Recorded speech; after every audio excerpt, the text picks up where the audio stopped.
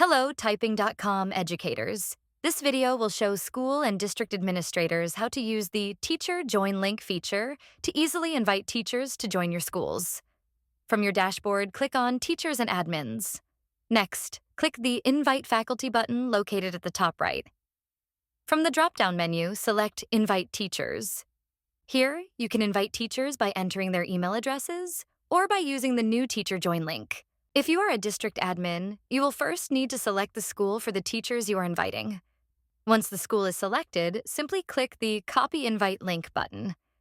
This generates a unique link that you can share directly with your teachers. When teachers click this link, they will be guided through the process of creating a teacher account. This link is only valid for 14 days, but you can generate new invite links at any time. Using Teacher Join links makes onboarding new teachers quick and easy. To learn more, subscribe to our YouTube channel or click another video to keep watching.